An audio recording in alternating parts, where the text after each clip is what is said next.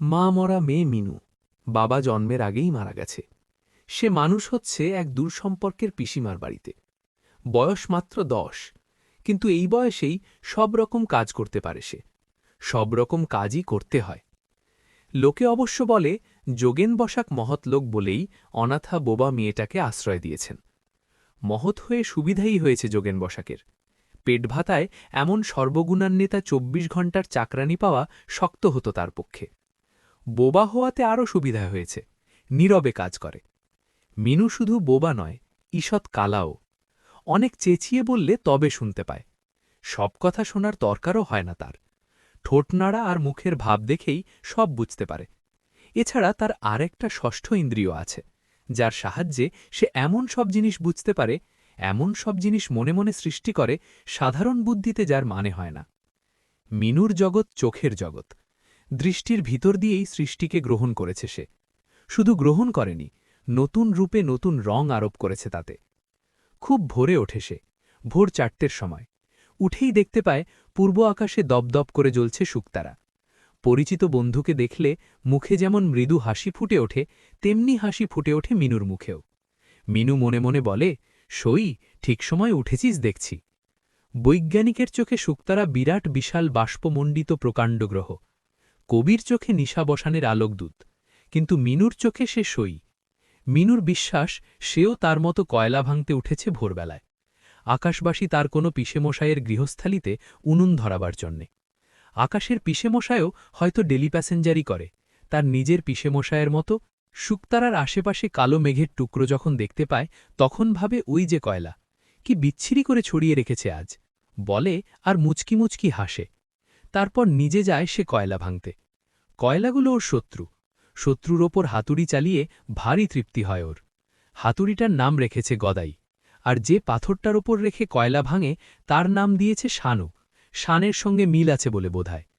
কয়লা গাদার কাছে গিয়ে রোজ সে ওদের মনে মনে ডাকে, ও গদাই, ও শানু, ওঠো এবার, রাজ্যে পুঁইয়ে গেছে, সই এসে কয়লা ভাঙছে, তোমরাও ওঠো। কয়লা ভেঙে তারপর যায় সে ঘুঁটের কাছে। ঘুঁটে তার কাছে ঘুঁটে নয়, তরকারি। উনুনের নাম রাক্ষসী। উনুন রাক্ষসী কেরোসিন তেল দেওয়া ঘুঁটের তরকারি দিয়ে শত্রুদের, মানে কয়লাদের, খাবে। আঁচটা যখন গনবন করে ধরে ওঠে, তখন ভারী আনন্দ হয় মিনুর। জ্বলন্ত কয়লাগুলোকে তার মনে হয় রক্তাক্ত মাংস, আর আগুনের লাল আভাকে মনে হয় রাক্ষসী তৃপ্তি। বিস্ফারিত নয়নে সে চেয়ে থাকে।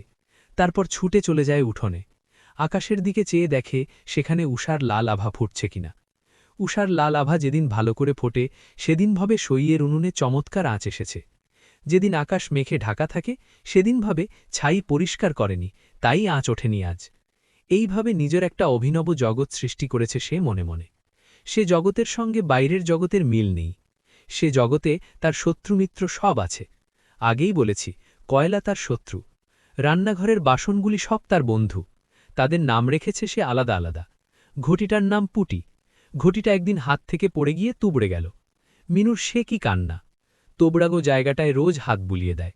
গেলাস ৪টের নাম হারু, বাবু, তারু আর কারু। ৪টে গেলাসই একরকম, কিন্তু মিনুর চোখে তাদের পার্থক্য ধরা পড়ে। গেলাসগুলোকে যখন মাজে বা ধোয়ে, তখন মনে হয় সে যেন ছোট ছেলেদের স্নান করাচ্ছে। মিটসেফটা ওর শত্রু। ওটার নাম দিয়েছে গপগপা।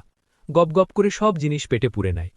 মাঝে মাঝে একদৃষ্টে চেয়ে থাকে মিটসেফের চকচকে তালাটার দিকে, আর মনে মনে বলে, মর, মুখ পোড়া সব, জিনিস পেটে পুরে বসে আছে।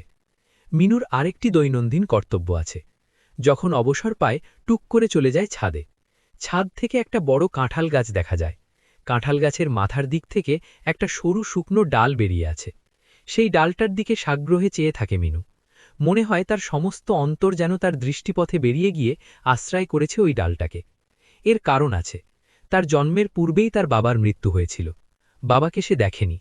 অনেকদিন আগে তার মাসিমা তার কানের কাছে চিৎকার করে একটা বিস্ময়কর খবর বলেছিল। তার বাবা নাকি বিদেশ গেছে, অনেক দূর বিদেশ। মিনু বড় হলে তার কাছে ফিরে আসবে, হয়তো তার কোলেই আসবে। মিনু বুঝতে পারেনি ব্যাপারটা ভালো করে। একটা জিনিস কেবল তার মনে গাঁথা হয়েছিল, বাবা ফিরে আসবে।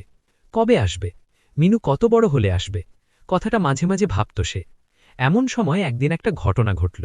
সে সেদিনও ছাদে দাঁড়িয়েছিল। দেখতে পেল পাশের বাড়ির টুনুর বাবা এলো বিদেশ থেকে, অনেক জিনিসপত্র নিয়ে। আর ঠিক সেই সময়ে তার নজরে পড়ল ওই সরু ডালটায় একটা হলুদ পাখিও এসে বসল। সেদিন থেকে তার বদ্ধ ধারণা হয়ে গেছে, ওই সরু ডালে যেদিন হলুদ পাখি এসে আবার বসবে সেদিনই তার বাবা আসবে বিদেশ থেকে। তাই ফাঁক পেলেই সে ছাদে ওঠে, কাঁঠাল গাছের ওই সরু ডালটার দিকে চেয়ে থাকে। হলুদ পাখি আর এসে বসে না, তবু রোজ একবার ছাদে ওঠে। এটা তার দৈনন্দিন কর্তব্যের মধ্যে একটা। এর কয়েকদিন পর রাত্রে কম্প দিয়ে জ্বর এলো তার। কাউকে কিছু বললে না, মনে হলো জ্বর হওয়াটাও বুঝি অপরাধ একটা। ভোরে ঘুম ভেঙে গেল, রোজ যেমন কয়লা ভাঙতে যায় সেদিনও তেমনি কয়লা ভাঙতে গেল। সেদিনও চোখে পড়ল শুকতারাটা দপদপ করে জ্বলছে। মনে মনে বলল, সই এসেছিস? আমার শরীরটা আজ ভালো নেই ভাই, তুই ভালো আছিস তো? উনুনে আঁচ দিয়ে সে কিন্তু আর জল ভরতে পারল না সেদিন। শরীরটা বড্ড বেশি খারাপ হতে লাগল। আস্তে আস্তে গিয়ে শুয়ে পড়ল নিজের বিছানায়। কেমন যেন ঘোর ঘোর মনে হতে লাগল। নিজের ছোট্ট ঘরটিতে মিনু জ্বরের ঘোরে শুয়ে রইল খানিকক্ষণ। জ্বরের ঘোরেই হঠাৎ তার মনে হয় একটা দরকারি কাজ করা হয়নি।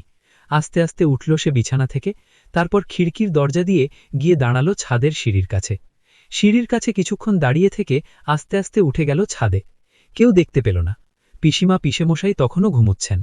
ছাদে উঠেই চোখে পড়ল লালে লাল হয়ে গেছে পূর্ব আকাশ। বাহ, চমৎকার আঁচ উঠেছে তো সইয়ের। একটু হাসল সে, তারপর চাইল সেই সরু ডালটার দিকে। সর্বাঙ্গ রোমাঞ্চিত হয়ে উঠল তার। একটা হলুদ পাখি এসে বসেছে। তাহলে তো বাবা নিশ্চয়ই এসেছে। আর এক মুহূর্তও দাঁড়াল না ছাদে। যদিও পা টলছিল, তবু সে প্রায় ছুটে বেরিয়ে এলো বাইরে।